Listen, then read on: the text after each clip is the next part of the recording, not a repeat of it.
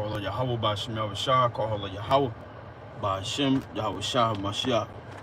Barakatah Yahweh, Barakatah Yahweh Shah. All glory and honor to Yahweh in the name of His Son Yahweh Shah. Officially Zion back with another video through the spirit and the power of Yahweh by Shem Yahweh Shah. Don't count this is the right thing to do. All glory and honor to the Most High Yahweh in the name of His Son Yahweh Shah. Peace and blessings to each and every one that's keeping the Sabbath to the best of their ability. Friday sundown to Saturday sundown. Peace and blessings to each and every one. Lord willing, you're enduring, forsaking the flesh and the cares of this world to the best of your ability. Trying to get things situated real quick. Now I believe I titled this through the spirit and the power of Yahweh Yahweh Shah, end time warnings, hated by all nations, plus laws, commandments. Through the spirit and the power of Yahweh Yahweh Shah, we're gonna open up with a quick precept.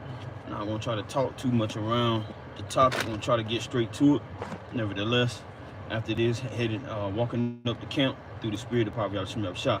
So I'm gonna open up with this quick precept real quick. Peace and blessings to each and every one, so-called blacks, Hispanics, and Native Americans that are scattered abroad in all regions, in all countries, in all states that are on the face of the earth enduring in these last days.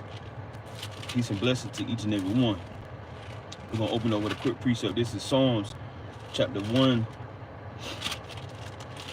Psalms 122, and I'm gonna start at verse 1. Peace and blessings to each and every one. Shabbat Shalom. All praises, glory, honor to Yahweh in the name of His Son, Yahweh Shah. Through the spirit of the power of Yahweh Shah.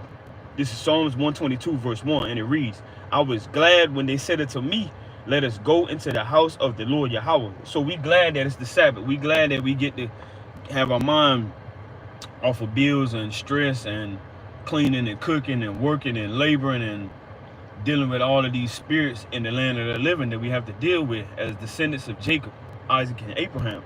We glad that we can continue to get into the scriptures and meditate and continue to wait patiently for the second return of our Lord and Savior, the anointed, the Messiah.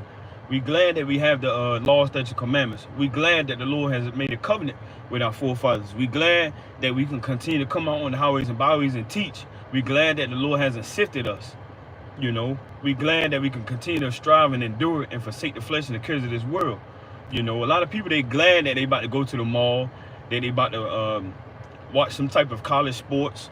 You know, a lot of people are glad that they can freak off and commit adultery and masturbate and watch pornography. A lot of people, they're glad that they can smoke weed, you know, that they can do abominable and wicked deeds. But the Israelites, the descendants of Jacob, Abraham, and Isaac, we're glad that we can continue to endure in these last days.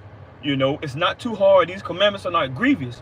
We are glad that the Lord has quickened our spirit and breathed life upon us to continue to endure all things, whether it be for the elect's sake, whether it be for our wives, our children, our brothers, our sisters, our aunts, our cousins, whatever it is that we're enduring for, you know, regardless of what motivates you. We are glad that the Lord has allowed us to continue to do the work of the Most High, to continue to labor in His vineyard. We are glad that the Lord hasn't casted us away from His presence, that the Lord hasn't given us over to a reprobate mind, a vile affection. We're glad that we're not the ones that are committing all type of wickedness, causing stumbling blocks. We're glad that we can continue to keep our minds occupied in the scriptures. You know, ask yourself, what are you glad about? You know, what's helping you and sustaining you in these last days? You know, is it the cares of this world? What is helping you, allow you to make it through the next day? Because you got to ask yourself, you know, you may not have nobody around you. You may not have nobody pushing you, motivating you. But, hey, somebody else can pray for you. Somebody else can fast with you. You know, you got to stop making excuses, and you got to bring that joy of the Lord abroad into the utmost atmosphere in the reality world, you know. So, like the lesson says, end time warnings, hated by all nations. So, of course, this is an end time prophecy that the Most High, Yahweh, the anointed, allow His Son. It's like that the Most High allow His Son, the anointed, to make known to the disciples. So we're going to jump straight into it. Matthew chapter 24. Not going to be too long because we got to go to camp. Matthew chapter 24, and we're going to start at verse 9. This is the book of Matthew chapter 24, and we're going to start at verse 9. I'm going to start at verse 3, and then I'm going to go down so we can get the edification. Matthew 24 and verse 4. So like it, Matthew 24 and 3. And it reads, and as he sat upon the Mount of Olives, the disciples came unto him privately, saying, tell us, when shall these things be? And what shall be the sign of thy coming? So they understood that the Lord was going to make a return after they heard and was made known that the Lord was going to be crucified and that the Lord, the anointed Christ, Yahweh Shah HaMashiach, was going to be delivered up. Things that was already told of old through the prophets.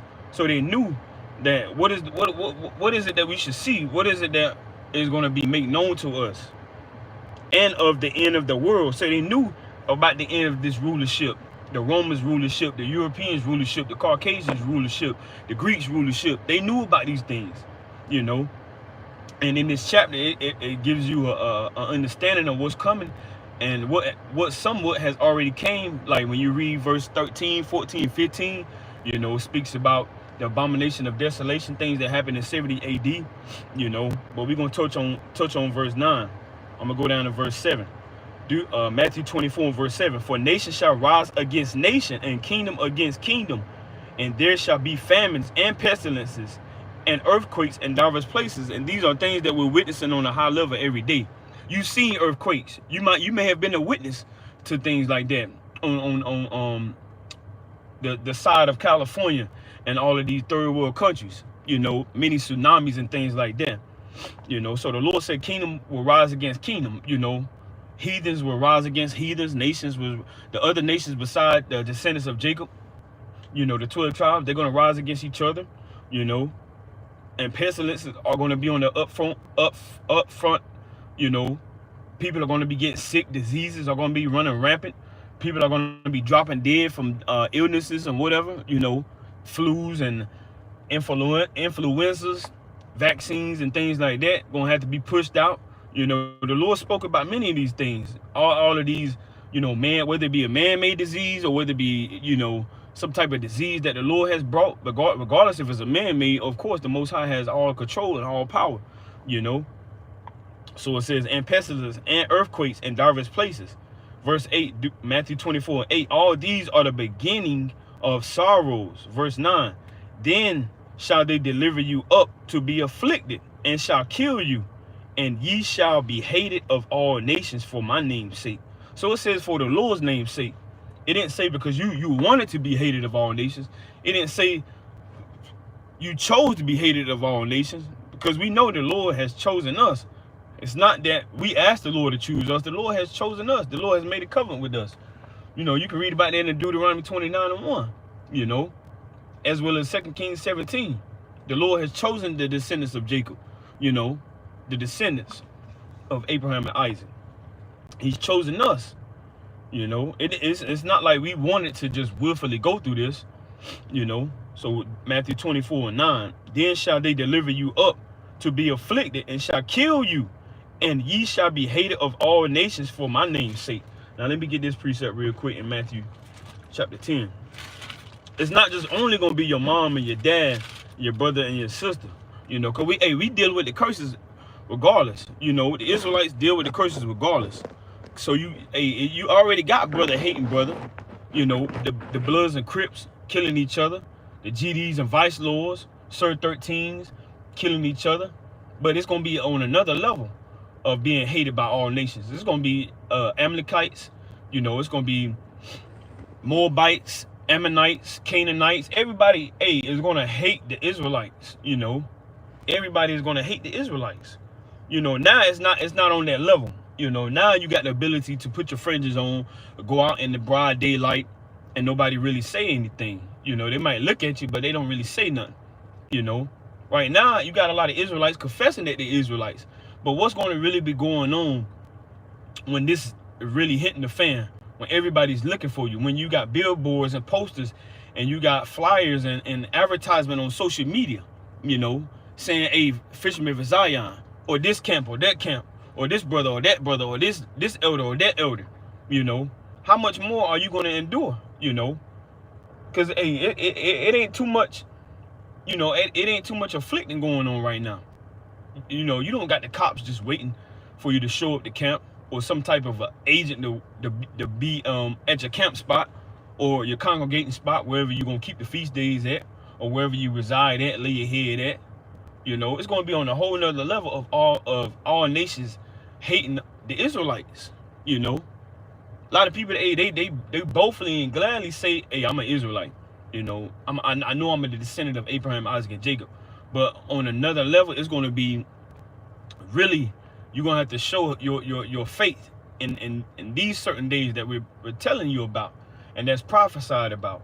So this is Matthew chapter 10 and verse 21, and it reads, and the brother shall deliver up the brother to death, and the father the children, and the children shall rise up against their parents and cause them to be put to death. Verse 22, and ye shall be hated of all men for my name's sake, but he that endureth to the end shall be saved. So you're going to be hated of all men, not just in your household, because we know that the Lord said a man of your own household, you know, a foe of your own household, you know, like it says in Matthew 10 and 36, and a man's foe shall be they of his own household, you know, which is already written in Micah 7 and 6. You know, we already know that our own people are gonna come against us, which they've already done that.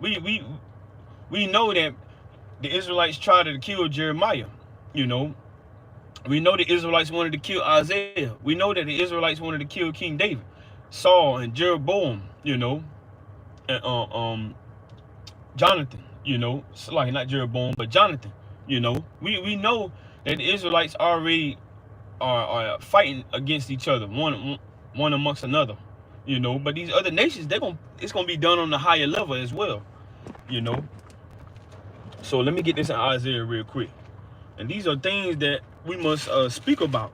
You know, it's always edifying to speak about, you know, a lot of other things, but it's also edifying to speak about things that need to be prophesied. Now this is Isaiah chapter 33, and I'm gonna start at verse 6, and it reads, and wisdom and knowledge shall be the stability of thy times, the times that we're living in now.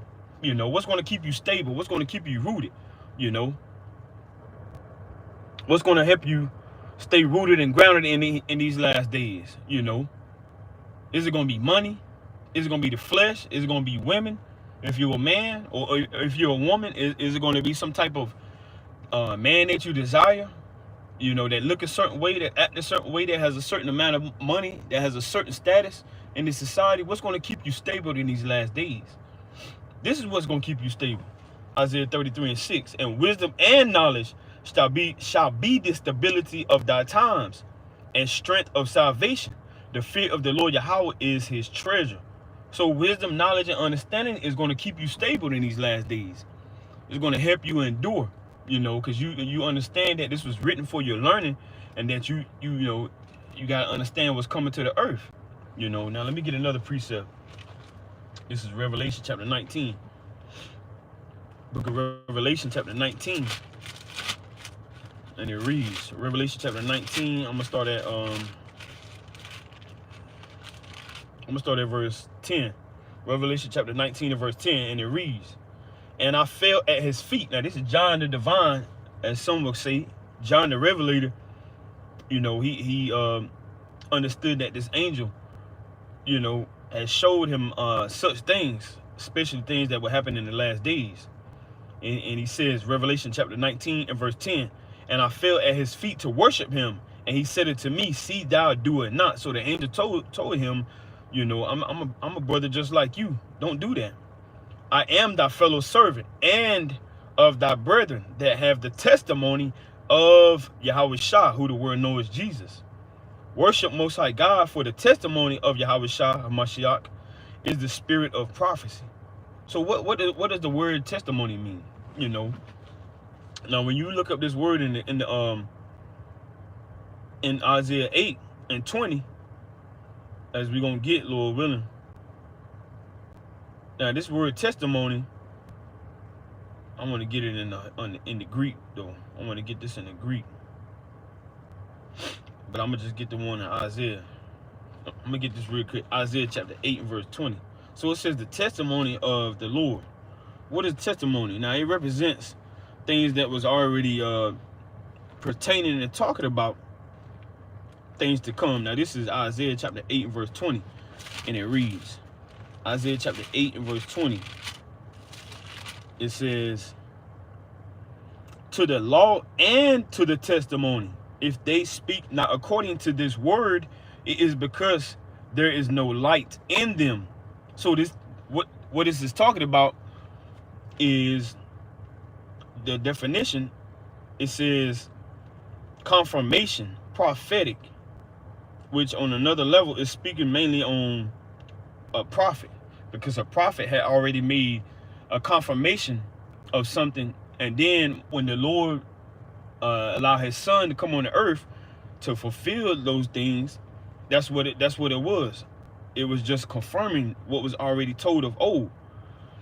So Isaiah 8 and 20 again, it says, to the law and to the testimony, if they speak not according to this word, it is because there is no light in them. Now Revelation, going back to Revelation 19 and 10, it says, and I fell at his feet to worship him. John fell at the angel's feet, and he said unto me, see thou do it not. I am thy fellow servant and of thy brethren that have the testimony of Yahushua. Worship most high God, for the testimony of Yahushua, meaning the confirmation of Yahushua, is the spirit of prophecy. So a lot of people, they believe on the Messiah, but they don't really try to gravitate towards what the prophets were saying. So when somebody say, you know, you're reading the Old Testament, you know, we're not in the Old Testament, they don't know what they're talking about. You know, they just talking out of the side of their neck. They don't have no understanding. There's no light in them, you know, because it's giving out an understanding of the law and the prophets, you know. So let me get this in 2 Peter 1 and 21 real quick. 2 Peter chapter 1. 2 Peter chapter 1, and I'm going to start at verse 21, and it reads, for the prophecy came not in old time. I'm going to start at verse 20. 2 Peter 1 and 20. Knowing this first, that no prophecy of the scripture is of any private interpretation. So it's not just based on something that wasn't already told, you know.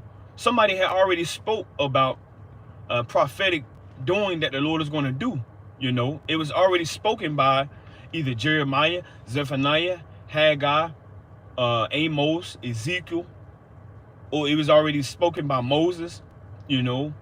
It was already spoken of old. But check this out, verse 21, for the prophecy came not in old time by the will of man, but holy men of Most High God spake as they were moved by the Holy Spirit. So the Most High God allowed holy men, which means it was men that was set apart, you know, because a lot of this stuff that you're reading about or that you living out was already ordained, predestined by the Most High God. You know, it was already elected men to be prophets, righteous, mighty prophets. It was already elected, you know, of certain women to do the will of the Most High God. No ordinary, just no any woman could have gave birth to Yahushua HaMashiach, gave birth to John the Baptist, gave birth to Samson. You know, the Lord has set and reserved up certain women to do his will, as well as he reserved certain men to do his will, you know. So it was by the will, you know, of the Most High God. Now I also wanted to get let me get this precept right quick, because Paul spoke about prophecy. You know, things that was prophesied of old is very edifying. You know, speaking in tongues, you know, it's beautiful, but on another level, what can edify the church? What can help the body grow? You know, what can make known to somebody things that's going to help them? You know, because when you speak in an unknown tongue, you speaking directly to the Most High God. But when you prophesy, as Paul is about to say, you know, it edifies the body, it edifies the church. Now this is 1 Corinthians chapter 14, and I'm gonna start at verse 1, and it reads, follow after charity and desire spiritual gifts, but rather that ye may prophesy.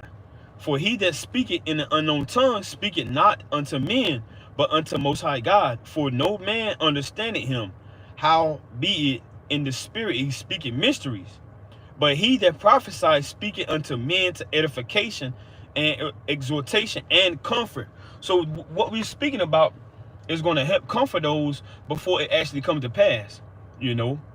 Because if you tell somebody they're going to be hated of all nations, you know, and then it just happens right then and there, how they going to prepare for that? How they going to get their faith built up? on a level to prepare themselves for that. If it happens just right then, they hear it and then it happens right then. But the Lord, he's given us grace and mercy to understand his word and to be able to endure these things through the Spirit, through the Comforter, the Holy Spirit, through wisdom, through knowledge, through understanding, through the teachings that he will allow us to be taught of, through the truth doctrine and not some false doctrine. Now, reading this one more time, 1 Corinthians 14 and verse 3. But he that prophesied speaketh unto men to edification and exhortation and comfort. Verse 4, 1 Corinthians 14 and 4. He that speaketh in an unknown tongue edifieth himself. So when you speak in another language, you edify yourself, edify himself. But he that prophesied edified the church.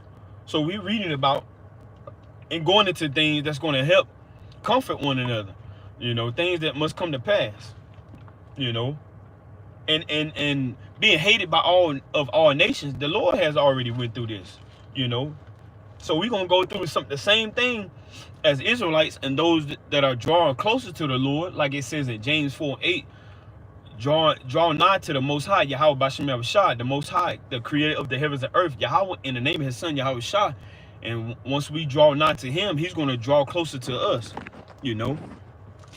keeping the commandments and the faith, So let me get this back. Let me go back to Matthew real quick. Matthew chapter 10. So we're going to go through the same thing that the Lord went through. This isn't something that we just going to be tested of. The Lord was already tested of this. The Messiah being crucified and being whipped and scourged and brought from council to council and being hated of all nations, that's what he went through as well. He had brothers that didn't believe in him. His own people didn't believe in him. Didn't believe that he was the Son of Man, that he was the chosen. And then you had the Romans, and then you had all these other nations that were speaking bad on him and want to deliver him up. Now this is Matthew chapter 10, and I'm gonna start at verse 25, and it reads, I'm gonna start at verse 24. It says, the disciple is not above his master. Who's the disciple? If we're striving to keep the commandments and the faith, we're the disciples. We're the students, as well as the 12. Originally, before that, it was 70, then 12, by the will of the Most High. Matthew 10 to 24, the disciple is not above his master, nor the servant above his Lord. Because when you're a servant, you're serving others. You're doing the will, you're doing the work of the Most High. Verse 25, Matthew 10 and 25. It is enough for the disciple that he be as his master, and the servant as his Lord. If they have called the master of the house Beelzebub, so if they call, the righteous the devil, because that's another way of saying devil, Beelzebub, how much more shall they call them of his household? So how much more shall they call the Israelites devils? We're putting out hate speech. We're always talking bad about somebody. We're saying the Lord doesn't love the Edomites. We're speaking directly about the scriptures. It's not something we made up. And people are speaking bad about the Israelites. So if they speak bad about Yahweh Shah, of course they're gonna speak bad about the Israelites. So-called Black, Hispanics, and Native Americans that understand and come back to their heritage and the laws, statutes, commandments. So they're gonna say many things about the Israelites. They're gonna say we threaten the citizens. They're gonna say, we're the ones that are killing people, whether it be some false flag, whether they go out and allow somebody to put fringes on and just shoot up a building. They're gonna say we the ones did all these things because they like to speak bad about us, which was already done of old. So through the scriptures, we just getting comfort through the wisdom and knowledge and understanding of the Most High, and regardless of whatever we go through, we got to count the cost and understand that what we're doing, just saying we're Israelite, we got to endure all of this. We can't just get feeble-kneaded and weary and well-doing when these things come to hit the fan. It can't be no, I ain't going to camp no more, because they put out a law saying if you speaking against anti-Semitic, you're going to get locked up. We can't be weary and well-doing. We got to continue to endure all things for the elect's sake and until the second coming of the Lord. So we gotta count the cost. You know, everybody's saying they Israelites now. Everybody's coming out of the woodwork, which is already prophesied that this great awakening will take place. You know, especially when you read Ezekiel. You know, when you read Ezekiel 37, speaks about these dry bones. These bones are living. The Lord breathing and waking up the descendants of Jacob. You know, so it's easy to say you're Israelite now. It's easy to go out with friends. You know, but what about when you're hated by all nations? When somebody looking for you, when you on the hunt, you know, when people putting money up, saying, okay, I'll give you $20,000 to go find this congregation, to go find this camp, to go find this elder, go find this teacher. You know, I'm pretty sure he got the Bibles, pretty sure he got the breakdowns. You know, they're gonna be saying many things.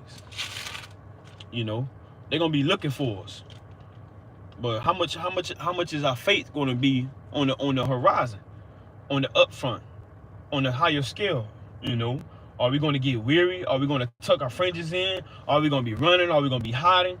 You know, are we gonna be denouncing the Lord? You know, because it said he that endured until the end. It's not the end yet. You know, it's still a lot of prophecies that got to be played out. It's still a lot of work that we got to do. You know, this is why it's important to pray for faith and to pray for strength in these last days, and to keep our eyes and our minds and our hearts and our focus on the kingdom of heaven, and to not be strayed aside, going astray, tossed to and fro. Now, this is Luke chapter 14 and verse 28, and it reads, I'm going to start at verse 27. Luke 14 and 27. And whosoever doeth not bear his cross and come after me cannot be my disciple. So bearing your cross is that temptation, is that tribulation, is that affliction that the Lord is going to allow the Israelites to be able to go through. You gotta know that, and you gotta understand that it was you, it was me, it was our forefathers that broke the commandments. You know, so we're going through these things. You know, we're enduring these things. We're having to bethink ourselves in the land of our captivity, understanding that the Lord is trying and testing each and every one of us. Whomever you think is the most mightiest brother, whomever you think is the most mightiest sister, whomever you think is the most mightiest elder man, whomever you thinking is the most mightiest elder woman, everybody got to endure. You know, Jeremiah said himself that he, you know, was led away from his heritage. You know, Jeremiah himself said he lost his heritage as well. You know, wasn't Jeremiah on fire for the Lord? You know, so just because we going through this, we got to understand that, hey, it was our forefathers that forsook the covenant of the Lord. You know, so it says, Luke 14 and 27, and whatsoever, and Salaki, Luke 14 and 27, and whosoever doeth not bear his cross and come after me cannot be my disciple.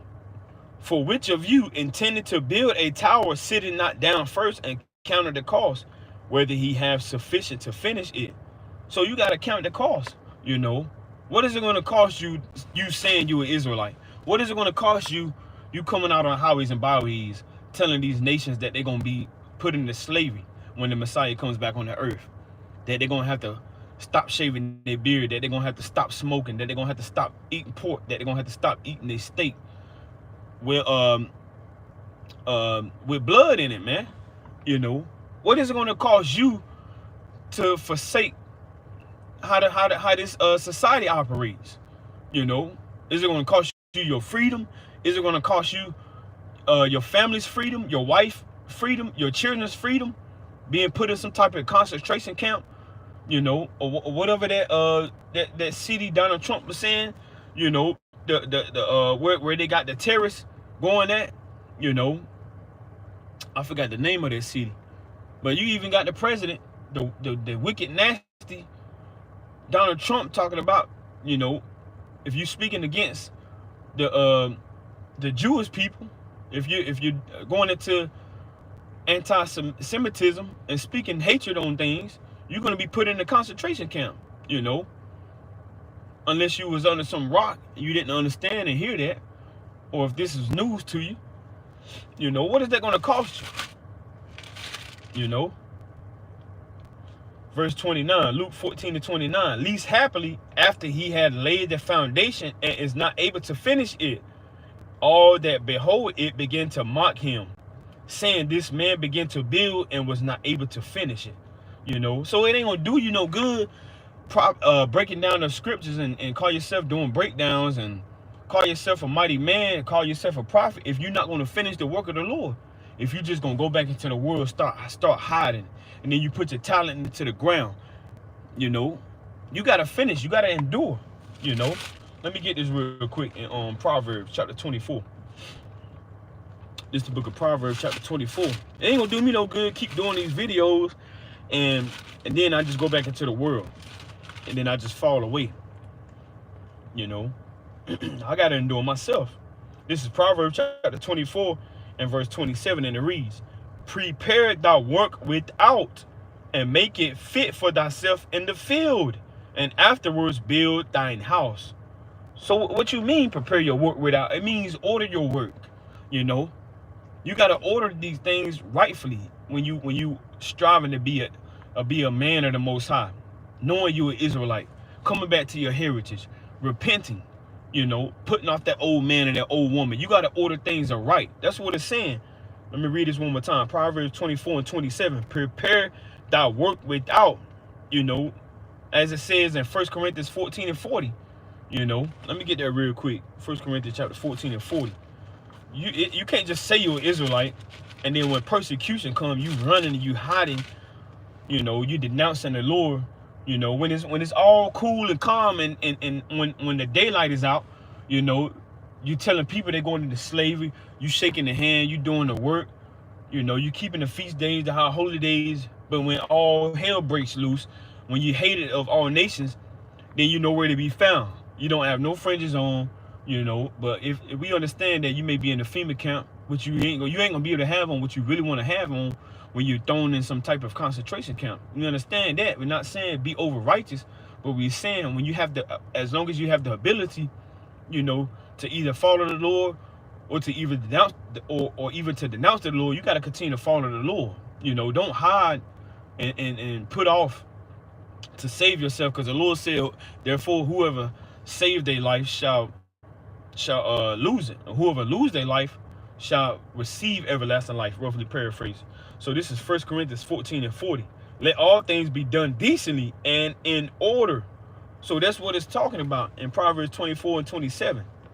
Proverbs 24 and 27, it says, prepare thy work without. Order your works before the Lord in a righteous order. You know, get yourself built up. You know, get your household built up. Come out here and win souls for the Most High God, Yahweh Bashem Yahushua. You know, and do all things for the elect's sake. Let me read that real quick in 2 Timothy. You know, I might not be able to pull as many precepts that I want to get into, but Lord willing, we'll keep the topic edifying. This is 2 Timothy chapter 2 and verse 10, and it reads, 2 Timothy chapter 2 and verse 10, therefore I endure all things for the elect's sakes, that they may also obtain the salvation. So you enduring if your life is being put in jeopardy to come out here and keep doing the work, whether somebody say they're gonna lock you up, or whether an agent is coming up trying to bring all type of accounts so he can figure out how he can get you and your congregation knocked off. You know, you enduring all things for the elect's sake. You know, you're not just doing this for the get views and some recognition. You know, you doing this for the elect's sake. You trying to get the elect sealed. You know, 2 Timothy 2 and 10. Therefore I endure all things for the elect's sakes, that they may also obtain the salvation which is in Hamashiach Christ, Yahweh Shah, with eternal glory. So that should be the goal. That should be on our minds. You know, that should be keeping us on fire, burning in these last days. You know, let me get this Mark chapter 4 real quick. You know, because everybody, you know, is, you know, somewhat flourishing, but in the end, we still gotta be flourishing and endure. Now, this is Mark chapter 4, and I'm gonna start at verse 16. I'm gonna start at verse 15. Mark 4 and 15, because you can't just say you're an Israelite when all hell is not breaking loose. You can't just keep the commandments when all hell is not breaking loose, and then all of a sudden, when all hell is breaking loose, then you know you're acting like you know you acting like it's okay to go against the grain. It's not okay to go against the grain. You got to stick to the task at hand. Mark chapter 4:15. And these are they by the wayside where the word is sown. But when they have heard, Satan cometh immediately and taketh away the word that was sown in their hearts. And these are they likewise which are sown on stony ground, who, when they have heard the word, immediately receive it with gladness. So a lot of people have received the word with gladness when they found out that these other nations got to go into slavery. You know, when the kingdom is established, when they found out their heritage. You know, verse 17, Mark 4:17, and have no root in themselves, and so endure but for a time, and afterward, when affliction or persecution arises for the word's sake, immediately they are offended. You know, and the Lord said, blessed are those who aren't offended of me. You know, so when persecution arises, when you're being hated of all nations, you know, you gotta withstand all of these things and continue to endure and to not be tossed to and fro. You know. So verse 18, Mark 4:18. And these are they which are sown among thorns, such as hear the word. So what you can't be sown among thorns, because the Lord said in the end you shall know who my chosen is. You know, when the Lord beams them up in the chariots, when the Lord grants them salvation, you know, it said then they will know who my chosen is. You know. Now it says, for Mark 4:18 one more time. And these are they which are sown among thorns, such as hear the word, and the cares of this world, and the deceitfulness of riches, and the lust of other things entering in, choke the word, and it becoming unfruitful. Now you done forgot you was an Israelite. You know, now you done forgot all of the prayers and the fastings and all the laboring you done. Because persecution has arose, you know, and now your back is against the wall. That's why we got to continue to pray and ask the Lord to increase our faith, you know. And very well, you know, when you come before the Lord, you're going to go through the same thing he went through. That's why it's important for us to count the cost and endure these last days. Now, this is Matthew chapter 20 and verse 20. Because we're going to go through the same thing that the Lord went through. Matthew chapter 20 and verse 20, and it reads, it says, now this is speaking on the mother that's requesting of her sons to sit on the throne that the Lord was sitting on. Matthew 20 and 20, and it reads, then came to him the mother of Zebedee's children with her sons, worshiping him and desiring a certain thing of him. And he said unto her,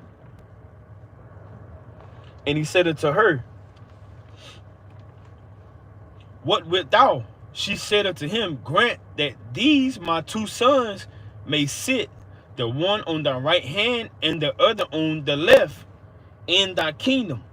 So she said, I want my sons to sit on the right hand and on your left in your kingdom. You know, she was wanting her sons to be in the glory of the Lord. A lot of people, they want to be in the glory of the Lord, but they don't understand what it's going to cost them. They don't understand or try to even study or to put their mind into perspective what it's going to take, what we're going to have to lose and give up in order to be able to receive this, you know. Verse 22, Matthew 20 and 22. But Yahushua answered and said, ye know not what ye ask. So he said, you don't know what you asking for, woman. Are ye able to drink of the cup that I shall drink of, and to be baptized with the baptism that I am baptized with? They say unto him, we are able. So he said, hey, are you able to go through what I went through and what I'm about to go through? Are you ready, and are you able to be hated by all? You know, to be whipped, scourged, and bruised. You know, to have your reputation, you know, made damage in the eyes of men, in the eyes of the society. And they said, we are able. You know, verse 23, and he said, Matthew 20 and 23, and he said unto them, ye shall drink indeed of my cup, and be baptized with the baptism that I am baptized with. but to sit on my right hand and on my left is not mine to give, but it shall be given to them for whom it is prepared of my Father. So he said my Father, hey, he's going to have to do that, you know. And when you read in John, the Messiah spoke of, he said he has not lost his elect, you know, whom the Lord has given him. Verse 24. And when the 10 heard it, they were moved with indignation against the two brethren. So this is going into having to deal with affliction, having to deal with tribulation. Because when you, let me get this real quick. Matthew chapter 3 verse 11. Because being tested and tried by the Lord, you know, for one, that is to glorify the Lord, and that is to make known, you know, for us that, hey, this is the Lord's anointing. Hey, we know that Isaiah and all the things he went through, you know, that he was a mighty man of the Lord, and King David and Jeremiah and Amos, you know, and mighty men that went through hell and high water for the Messiah, for Yahweh. Now this is Matthew chapter 3 and verse 11, and it reads, Matthew chapter 3 and verse 11, this is going into being baptized with the baptism that the Lord is going to baptize us with, not with the baptism of John. Matthew chapter 3 and verse 11, I indeed baptize you with water unto repentance, but he that cometh after me is mightier than I, whose shoes I am not worthy to bear. He shall baptize you with the Holy Spirit and with fire. And what's that fire? That fire is going through hell, you know. Let me get this in 1 Peter real quick. 1 Peter chapter 4. And I'm going to start at verse 12. 1 Peter chapter 4 verse 12, and it reads, Beloved, think it not strange concerning the fiery trial, which is to try you, as though some strange thing happened unto you. But rejoice inasmuch as ye are partakers of Hamashiach's, Christ's suffering. So you're going to have to suffer. You know, that's the fire that you're going to be baptized with. You know, and can you endure that fire? Can you endure those flames? You know, because the Lord said he's with us even until the end. You know, like he says in Matthew 28 and 20. You know, so 1 Peter 4 and 13, but rejoice inasmuch as ye are partakers in Hamashiach Christ's sufferings, that when his glory shall be revealed, ye may be glad also with exceeding joy. You see that? Now let me get this in Acts chapter 14 before we move on. Acts chapter 14 and verse 22. This is the book of Acts chapter 14. I'm going to start at verse 22, and it reads, it says, confirming the souls. Hey, because Paul got stoned, and they left him for dead too. He had to go through hell for the Lord. That's why when you read, it said the prisoner of Yahweh Shah HaMashiach, Paul, he was captive. You know, he couldn't run away from the Lord's calling. He couldn't run away from doing the work of the Lord. He couldn't run away from bearing the name of the Lord. Because like the Lord told him in Acts chapter 9, when you read Acts chapter 9, you know, hey, Paul, he was once stoning the church, killing the church, persecuting the church. But the Lord reserved him to bear the suffering of all that he's going to have to go through for the name of the Lord.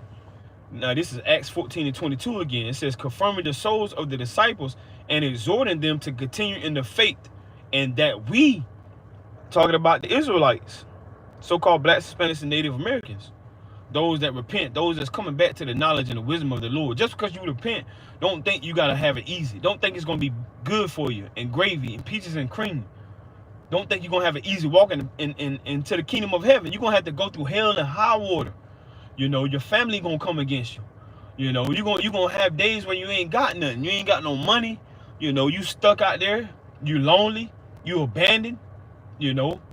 Hey, the men of the Lord went through this. Don't think some strange thing has happened to you just because you're going to be hated by all nations. Now it says, Acts 14 and 22, concerning the souls of the disciples and exhorting them to continue in the faith. So you got to continue in the faith when you're hated by all nations, when you're a pilgrim on the earth, when you're trying to make moves, when you're trying to hire for succor, you know, when you're trying to make sure you're not being put to death, you know. You may have to go to another city. You may have to be on the run. You may have to make moves. You may have to remove yourself from your wife and your children. You know, or if you're a woman, you may have to remove yourself from your husband and your children, or whatever the case may be. However, the Lord got your lot to play out on this earth. You know, because everybody's judgment might be different. You know, Acts 14:22 one more time. Confirming the souls of the disciples and exhorting them to continue in the faith, and that we must, through much tribulation, enter into the kingdom of Most High God. So this ain't gonna be no easy walk getting to the kingdom of heaven. Being ruler over 10 cities, you know, having the world given to you. The Lord ain't just gonna give you the kingdom after he done got his back whipped, got smoke in his face, had thorns put in his scalp, in his skull, blood running down his face, sweating blood, you know, being hated by all nations. The Lord ain't just gonna give us the kingdom and go through all that. We gotta go through it too, you know. Now let me get this in Acts 12. You know, the apostles, they had to go through it too. Paul went through it, Peter went through it, John went through it. You know, they was hated as well. They was hated by all nations. Now this is Acts 12, and I'm gonna start at verse 2. I'm gonna start at verse 1. Acts chapter 12 and verse 1, and it reads, Now about that time Herod the king stretched forth his hands to vex certain of the church. Now these Caucasians, they're gonna be persecuting Israelites, man. They're gonna be on the move. They may set up some type of affiliated agents to just go out and see who's holding camp. You know, they may just go out and look for Israelites that got fringes on, they got mitris on. You know, they may just go out and look for sisters that got dresses on with fringes on them. You know, they even got children with fringes on them. You know, hey, the same way Herod was vexing the church, best believe those days is coming back on the earth. That's why we got to tell you end time. That's why we got to tell you end times warnings. We're warning you to get yourself right. Stop being feeble-needed and lukewarm and comfortable in this society, and get your spirit right, man. Because this ain't nothing to play with. Most High ain't nothing to play with. This ain't you. Hey, you can't just say you're an Israelite and just say you're an Israelite to try to get you multiple women, to try to rule over a woman, to try to get you, you know, some type of accolade so you can tell a brother what to do. Hey, brother, give me this book. Hey, brother, do this. Brother, go over here, do this. So you can be somewhat in charge. You gotta prepare yourself for what's coming. You know, these prophecies are gonna come, and nobody can overthrow them and stop these prophecies from coming to pass, man. You know, so it says, Acts chapter 12, verse 1. Now about that time, Herod the king stretched forth his hands to vex certain of the church, and he killed James, the brother of John, with the sword. So you may get killed, you know, in these last days for saying you're an Israelite, for telling these heathens that they're going to go into slavery, you know, and we're going to rule rigor over them. You may get killed, man. You know, your wife and children may be out there by themselves with no head, with no covering, you know, or they may even kill your wife. They may kill me. They may kill my wife and children. These things are going to happen because this was prophesied of old, you know. And we know it says, like it says in Luke, it says not everybody going to die, you know, like it says in I believe it's Luke 9:27, you know.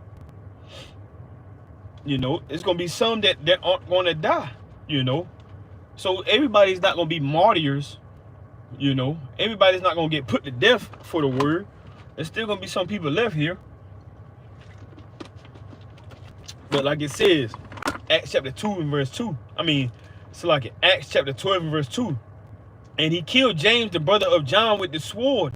And because he saw it pleased the Jews, he proceeded further to take Peter also. Then were the days of unleavened bread, which is coming in you know, about 6 to 7, 8 weeks, you know, Passover. And when he had apprehended him, he put him in prison. So you may get put in prison as well, you know, and delivered him to 4 quaternions of soldiers to keep him, intending after Easter, which in the Greek word is Pesach. You know, it's another way of saying Passover, you know, which is Pesach, which means Passover. To bring him forth to the people, you know. So hey, he got put in prison, man. You know, let me get this in Acts chapter 5. Got to move a little bit more quicker because got to go to camp. Got to move a little bit more faster according to these precepts.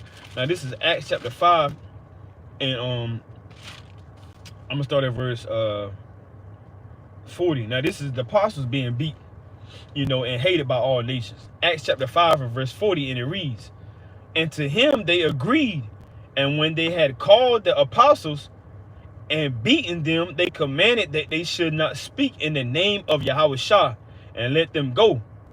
And they departed from the presence of the council." So you may get brought before councils, leaders, and governing bodies, you know, to say you can't teach that truth anymore. You can't teach the people that we gonna go into slavery. You may get put in the forefront and get beaten and brought before the councils, like the apostles did. And they departed, Acts 5 and 41, and they departed from the presence of the council, rejoicing that they were counted worthy to suffer shame for his name. You see that? But did they stop? Let's read on to see if they stop. Acts chapter 5 and verse 42. "And daily in the temple and in every house they ceased not to teach and preach Yahushua HaMashiach." So they kept doing the work, regardless if their life was in jeopardy or not. They kept doing the work. They said, we don't care what they do to us or what they threaten to do to us. We're going to continue to lift up the name of Yahweh B'Shem Yahushua. Now I want to get this in Acts chapter 4 about Peter and John being arrested. Now this is Acts chapter 4 verse 1, and it reads, "And as they spake unto the people, the priests and the certain Salaki." Acts 4 and 1. "And as they spake unto the people, the priests and the captain of the temple and the Sadducees came upon them, being grieved that they taught the people and preached through Yahushua the resurrection from the dead. And they laid hands on them, Salaki, and put them in hold until the next day, for it was now eventide. Howbeit many of them which heard the word believed, and the number of the men was about 5,000. So they was bringing forth souls into the truth, you know. Now I want to jump down to verse 18. Acts 4 and 18, and it reads, "And they called them and commanded them not to speak at all, nor teach in the name of Yahushua."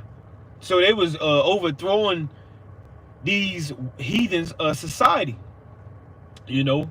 And so in these last days, when you're hated of all nations, they're going to try to find some type of way to prevent people from coming to the truth, from prevent people from hearing about the truth, which was certain doctrines was taken away and false doctrines was put on the forefront so people wouldn't understand.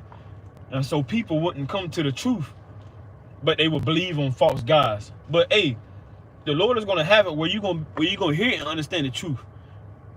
You know, that's why it says in Matthew 24:14, "This gospel shall be preached in all the world to a witness unto these nations." Wherever the Israelites are, that's where the truth got to be put in front, so the souls can be brought back to the Most High, so the end can come. Acts 4 and 19, and it reads, "But Peter and John answered and said unto them, Whether it be right in the sight of God Most High to hearken unto you more than unto the Most High God, judge ye. For we cannot but speak the things which we have seen and heard. So when they have further threatened them, they let them go, finding nothing how they might punish them because of the people. For all men glorify Most High God for that which was done." So they going to glorify the Lord, regardless if their life is threatening or not. Because they said, hey, we're going to glorify the Lord, and we're going to bring souls to the Most High God, Yahweh B'Shem Yahushua. And we don't care what people got to say or do. You know, we don't care who hate us. You know, and that's the spirit that we got to have, you know, leading up to these prophecies that are going to come to pass. You know. Now, I want to get this in 2 Maccabees. Now, one of our forefathers, he was forced swine in his mouth. But, he spit it out. You know, they're going to be trying to do all type of things to the Israelites in these last days. They're going to show forth their hatred in a real wicked way in these last days. You know. So this is 2 Maccabees. let me see. This is Second Maccabees, and the Apocrypha. Like we always encourage, if you don't have Apocrypha, you know, you kind of gotta go get you one. The 1611. Now this is Second Maccabees chapter 6, and I'm gonna start at verse 18, and it reads: Eleazar, one of the principal scribes, an aged man of a well-favored countenance, was constrained to open his mouth and to eat swine's flesh. But he, choosing rather to die gloriously than to live stained with such an abomination, spit it forth and came of his own according to the torment. So he said, hey, look, I'd rather die than to break the commandments and the law of Yahweh B'Shem Yahushua. You know, I'd rather die than to have to live with bringing forth a known abomination to my nation. You know, so our forefathers, they was ready to die, you know, than to give in to the decree of the heathens. You know, so hey, ain't no telling what these heathens are gonna try to do to get us to fall short in these last days. You know, because they're gonna show forth their hatred. Now let me get this in Second Esdras real quick. We're gonna wind down because we gotta go to camp through the spirit of Prophet Hashem Yahushua. Now this is Second Esdras chapter 16, and I'm gonna start at verse 70, speaking about these heathens and these nations pulling all the stops out for those that fear the Lord and believe in the Lord, and those that show forth their evidence of them being a direct descendant of Jacob as an Israelite. Now this is Second Esdras 16 and 70, and it reads: For there shall be in every place and in the next cities a great insurrection upon those that fear the Lord. They shall be like madmen, sparing none, but still spoiling and destroying those that fear the Lord. Hey, and they did the same thing to Tobit. They spoiled Tobit. They took Tobit's goods away for him burying the Israelites. When he seen the Israelite dead in the broad daylight in the open, he buried them according to the law. You know. So Tobit had his goods taken away. You know. I might have to get there real quick. They were spoiling Tobit's goods too. Now this is Tobit. Let me see where I want to start at. Tobit. Let me find. I don't want to be all over the place. I want to get straight to it. This is Tobit. And let me see. In the Apocrypha, I'm gonna start at chapter 1 and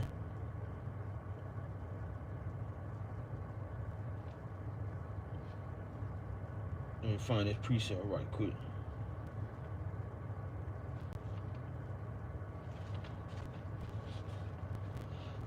I want to get straight to the point. I want to read this real quick.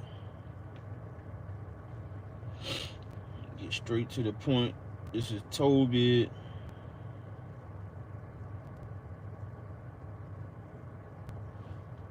I'm going to start at verse 20. Tobit chapter 1 and verse 20, and it reads.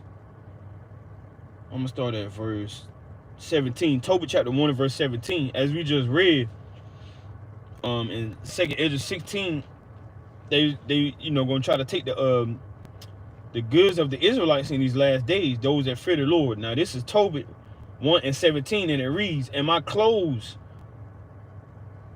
I'm going to start at verse 16. Tobit 1 and 16. And in the time of Enemessar, I gave many alms to my brethren, and gave my bread to the hungry, and my clothes to the naked. And if I saw any of my nation dead, or cast about the walls of Nineveh, I buried him. And if the king Sennacherib had slain any when he was come and fled from Judea, I buried them privately. For in his wrath he killed many. And these things are going to come back on the earth. Best believe that. Nothing is new under the sun, like it says in Ecclesiastes 1 and 9. But the bodies were not found. So when these heathen was wanting to, you know, make a mockery of the dead bodies or whatever the case was, they couldn't find the bodies because Tobit already had buried them. But the bodies were not found when they were sought for of the king.